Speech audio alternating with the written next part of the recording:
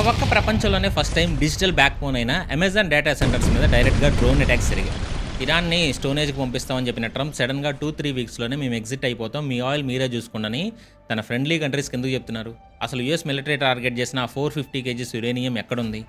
దాన్ని బయటికి తీయడం ఎందుకు ఇంపాసిబుల్ అయింది? ఇజ్రాయెల్ నిజంగానే యుద్ధాన్ని ఒక కవర్లాగా వాడుకొని గ్రేటర్ ఇజ్రాయెల్ అనే ప్రాజెక్ట్తో మిడిల్ ఈస్ట్ మ్యాప్నే మార్చేయాలని చూస్తుందా? ఒక పక్క దాడులు చేసుకుంటే ఇంకో పక్క యూఎస్ అండ్ ఇరాన్ సీక్రెట్గా మెసేజెస్ ఎందుకు పంపుకుంటున్నాయి?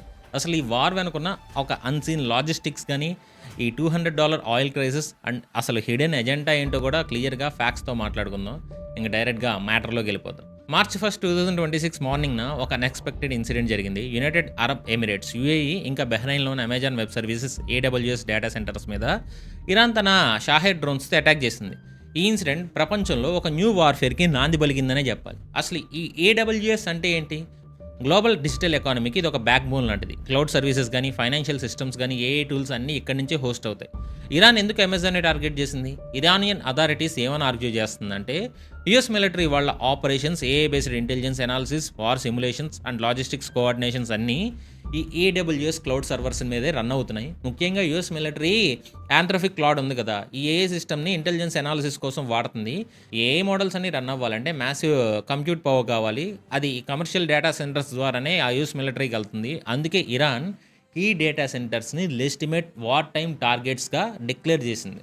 ఇది ఒక మేజర్ షిఫ్ట్ అని చెప్పొచ్చు. ప్రీవియస్గా డిజిటల్ ఇన్ఫ్రాస్ట్రక్చర్ మీద అటాక్ చేయాలంటే సైబర్ వార్ఫేర్ వాడేవాళ్ళు, అంటే హ్యాకింగ్ చేయడం, వైరస్ పంపడం లాంటివి. 2024లో Ukraine hackers Russian military affiliated data సెంటర్ని హ్యాక్ చేశారు. కానీ డైరెక్ట్గా ఒక కమర్షియల్ హైపర్ స్కేల్ డేటా సెంటర్ని ఫిజికల్గా డ్రోన్స్తో డ్యామేజ్ చేయడం అనేది చరిత్రలో ఇదే ఫస్ట్ టైం.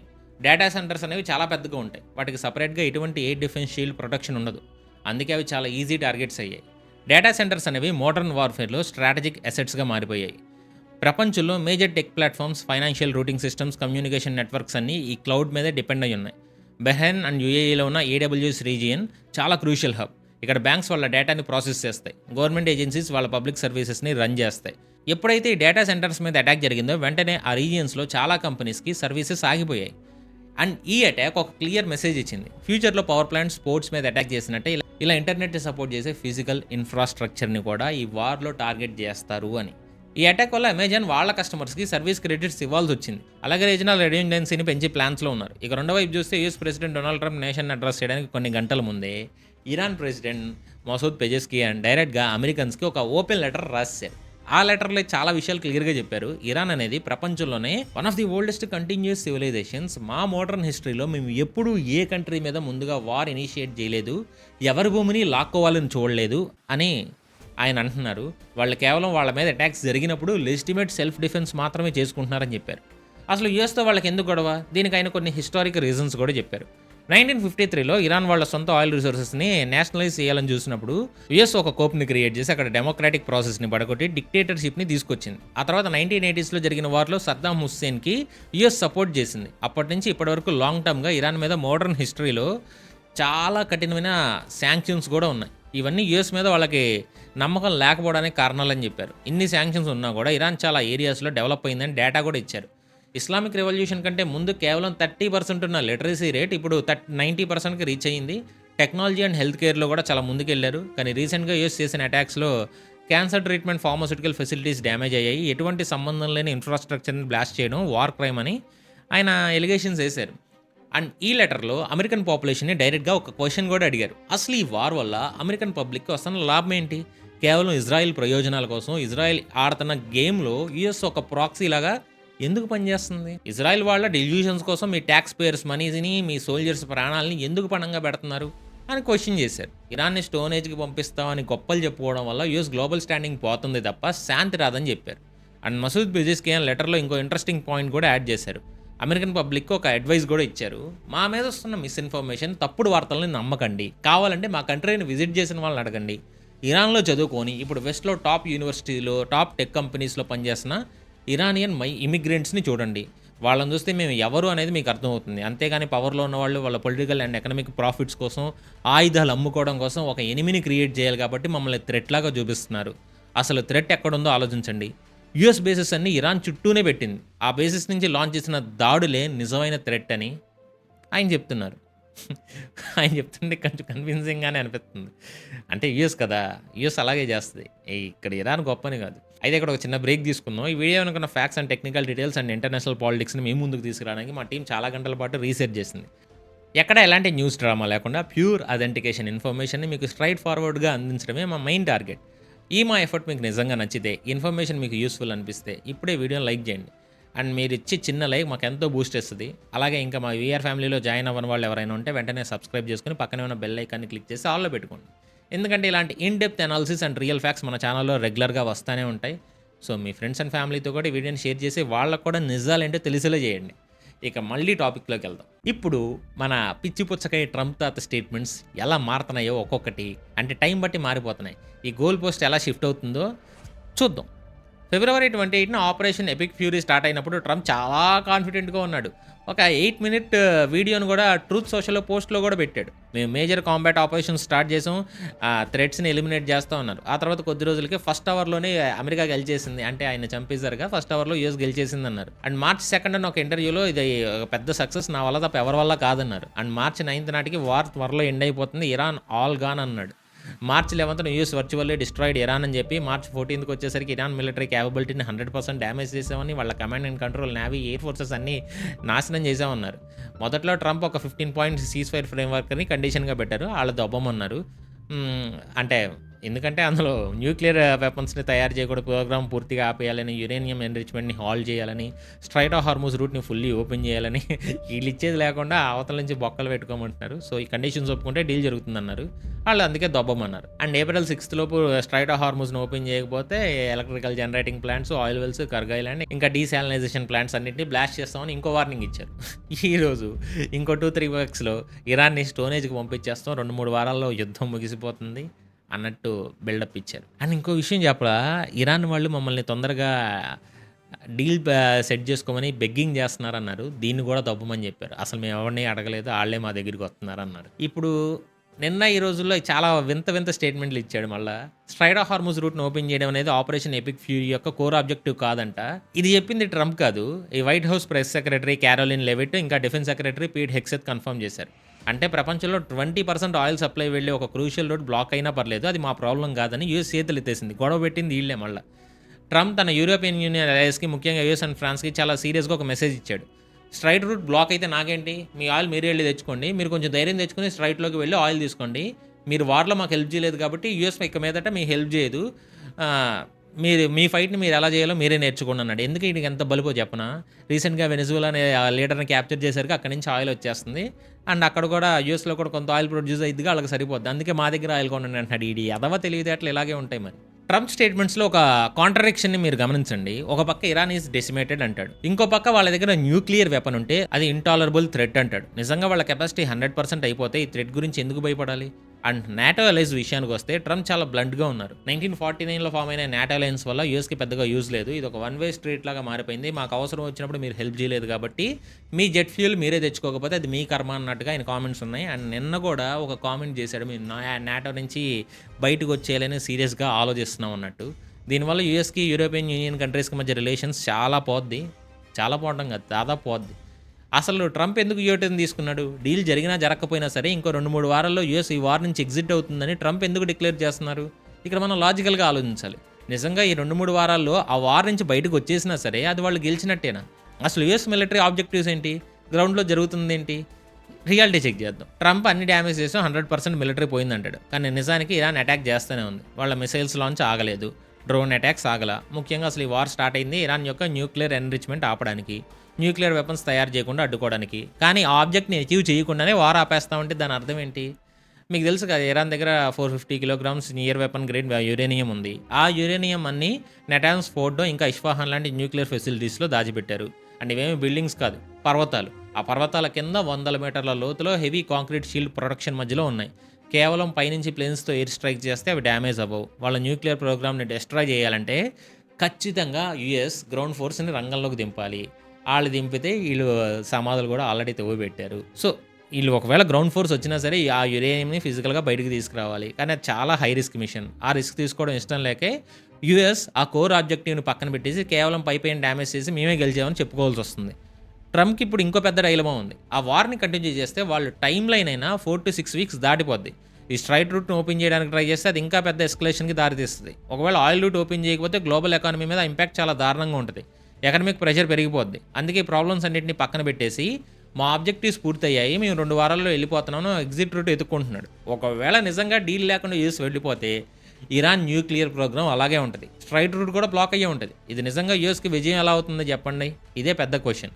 ఇక్కడ ఇంకో ముఖ్యమైన విషయం ఏంటంటే ఈ వార్‌లో ఇప్పటివరకు ఒక 13 మెంబర్స్ యూఎస్ సోల్జర్స్ చనిపోయారు. వాళ్ళ ఫ్యామిలీస్ కూడా ఈ వార్‌ని త్వరగా క్లోజ్ చేయాలని ట్రంప్‌ని ప్రెషర్ తెస్తున్నారు. ఇంకో పక్క క్యాజువాలిటీస్, ఇంకో పక్క ఎలైస్ నుంచి జీరో సపోర్ట్, ఒక పక్క బ్లాక్ అయిన ఆయిల్ రూట్. వీటన్నిటి వల్ల ట్రంప్‌కి అర్థమైపోయింది ఈ వార్‌ని ఇంకా కంటిన్యూ చేస్తే డొమెస్టిక్‌గా ఆయనకి చాలా పొలిటికల్ డ్యామేజ్ జరుగుద్ది అని. అందుకే ఆయన తన సొంత టైమ్ లైన్‌కి కట్టుబడి ఎలాగైనా సరే ఇంకో 2-3 వీక్స్‌లో ఎగ్జిట్ అవ్వాలని డిసైడ్ అయ్యారు.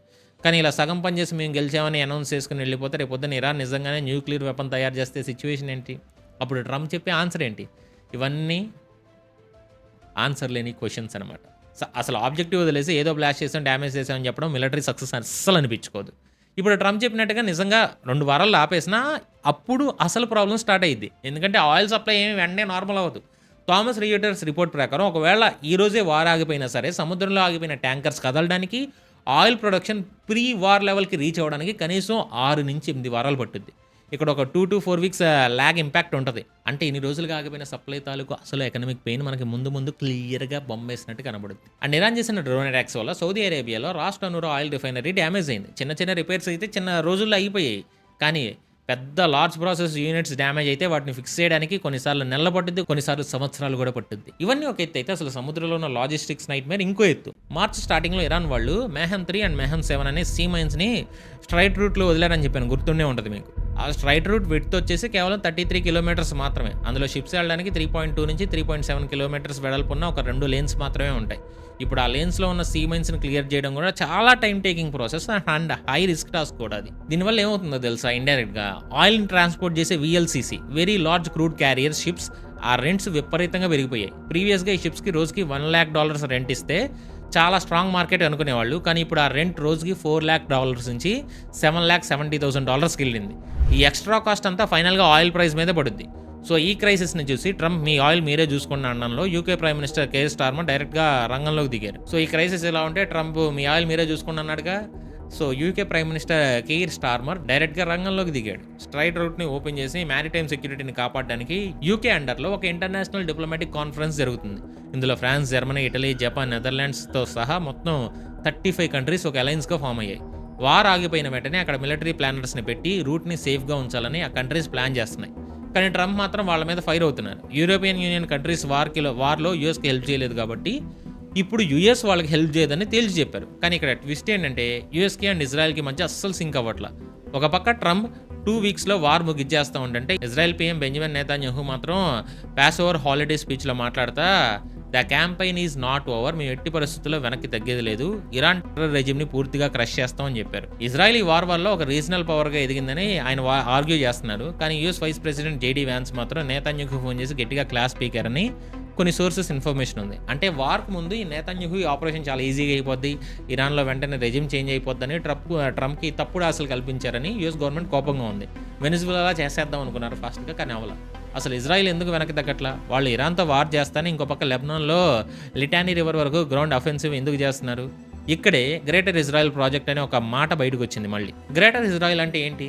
హెబ్రూ బైబిల్ ప్రకారం ఈజిప్ట్లోని నైల్ రివర్ దగ్గర నుంచి ఇరాక్లోని యూఫ్రేట్స్ రివర్ వరకు ఉన్న భూమి అంతా ఒక జూయిష్ నేషన్కి చెందుతుందని వాళ్ళ నమ్మకం.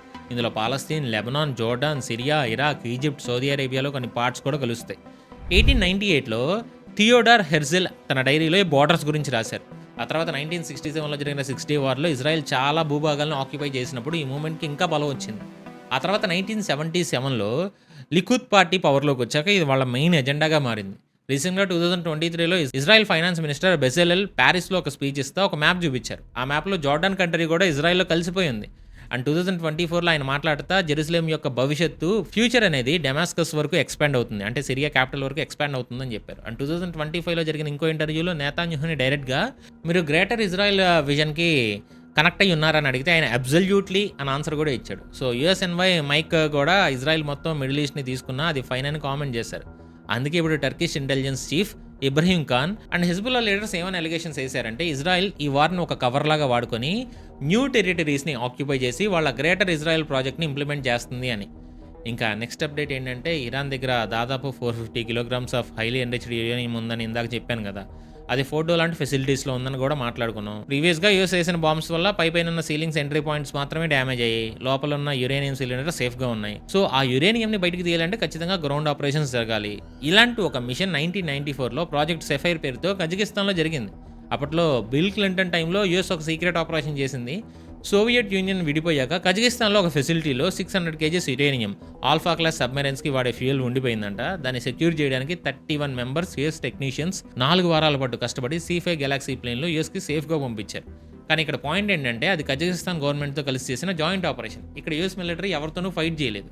కానీ ఇప్పుడు ఇరాన్లో ఆ 450 కేజీస్ యురేనియంని బయటకు తీసుకురావాలంటే సీన్ పూర్తిగా వేరు. Navy seals, delta force, army rangers లాంటి ఎలైట్ ఫోర్సెస్ రంగంలోకి దిగాలి. వందల మంది స్పెషల్ కమాండర్స్ శత్రువుల ప్రాంతంలోకి దిగాలి. ఆ పర్వతాలను తవ్వడానికి ఎక్స్కవేటర్స్ని ప్లేన్స్లోంచి డ్రాప్ చేయాలి. లోపల చీకట్లో ఉన్న బూడీ ట్రాప్స్ని దాటుకుని వెళ్ళి ఆ యురేనియం సిలిండర్లను బయటకు తీసి వాటిని హెలికాప్టర్స్లో కాకుండా ల్యాండ్ కాన్వాయ్ ద్వారా ఒక సేఫ్ జోన్కి తీసుకురావాలి. ఇది వందల కొద్ది ప్లేన్స్ కానీ వేల మంది సోల్జర్స్ కానీ చేయాల్సిన ఒక మోస్ట్ డేంజరస్ మిషన్. మరి ఇరాన్ ఏమన్నా గ్రౌండ్లో కట్రా చేసుకొని కూర్చుందా? కాదు కదా. సో వాళ్ళు గ్రౌండ్ ఇన్వేషన్కి వస్తే సిచ్యువేషన్స్ చాలా దారుణంగా ఉండని వార్నింగ్ కూడా ఇచ్చారు. అండ్ ఇంకో మేజర్ అప్డేట్ ఏంటంటే US special envoy Steve Witkoff నుంచి ఇరాన్ ఫారెన్ మినిస్టర్ అబ్బాస్ అర్గాచికి డైరెక్ట్ మెసేజెస్ వెళ్తున్నాయి. వాళ్ళు బ్యాక్ ఛానల్ డిస్కషన్స్ చేస్తున్నారు. ఇది కన్ఫర్మేషన్ వచ్చింది. ఇరాన్ వాళ్ళు క్లియర్గా వాళ్ళ డిమాండ్స్ చెప్పారు.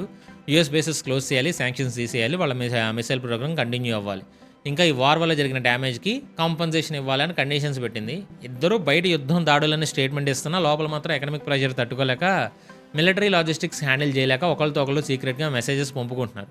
ఒకవేళ ఏ డీల్ లేకుండా 2 వీక్స్లో యూఎస్ ఎగ్జిట్ అయితే మిడిల్ ఈస్ట్లో ఇజ్రాయెల్ ఒంటరి అయిపోద్ది. ఇరాన్ తన న్యూక్లియర్ ప్రోగ్రామ్తో ఇంకా స్ట్రాంగ్ అయ్యింది. ఇది ముందు ముందు ఇంకా పెద్ద పెద్ద డిజాస్టర్స్కి దారితీస్తుంది అనేది కాదనలేని నిజం. ఈ వీడియో మీరు చివరి వరకు చూసారంటే ఖచ్చితంగా ఈ వీడియో మీ లైఫ్లో ఎంతో కొంత వాల్యూ యాడ్ చేసిందని, మీకు వరల్డ్ పాలిటిక్స్ మీద ఒక కొత్త పర్స్పెక్టివ్ని ఇచ్చిందని మేము నమ్ముతున్నాం. ఇంటర్నేషనల్ పాలిటిక్స్ వెనక ఇంత లాజిస్టిక్స్ నైట్ మేర్ అండ్ ఇన్ని హిడెన్ స్ట్రాటజీస్ ఉంటాయని మీకు నిజంగా అనిపించి ఉంటుంది. మేము ఇన్ఫర్మేషన్తో మీ లైఫ్లో వాల్యూ యాడ్ చేసామనుకుంటే, మీరు కూడా మా లైఫ్లో వాల్యూ యాడ్ చేయాలనుకుంటే దయచేసి ఇప్పుడే ఛానల్ని సబ్స్క్రైబ్ చేసుకోండి, మమ్మల్ని సపోర్ట్ చేయండి. ఇక ఈ వీడియోని ఖచ్చితంగా లైక్ చేయండి, ఎందుకంటే లైక్ చేయడం వల్ల ఈ కాంటెంట్ యూట్యూబ్ అల్గారిథం ద్వారా ఎక్కువ మందికి రీచ్ అయ్యింది. మీ సోషల్ మీడియా గ్రూప్స్లో వీడియోని షేర్ చేయండి, అలాగే బెల్ ఐకాన్ ప్రెస్ చేయడం మాత్రం అస్సలు మర్చిపోకండి. అప్పుడే మన నెక్స్ట్ వీడియో నోటిఫికేషన్ మీకు డైరెక్ట్గా వస్తుంది. సో ఈ ఓవరాల్ సిచ్యువేషన్ మీద, Trump exit plan and Israel greater project మీద మీ ఒపీనియన్ ఏంటో కింద కామెంట్ సెక్షన్లో మాతో షేర్ చేసుకోండి. ఇంకో సాలిడ్ అండ్ ఇన్ఫర్మేటివ్ టాపిక్తో మళ్ళీ కలుద్దాం. వీడియో చివరి వరకు చూసిన ప్రతి ఒక్కరికి love you so much. This is your VR signing of.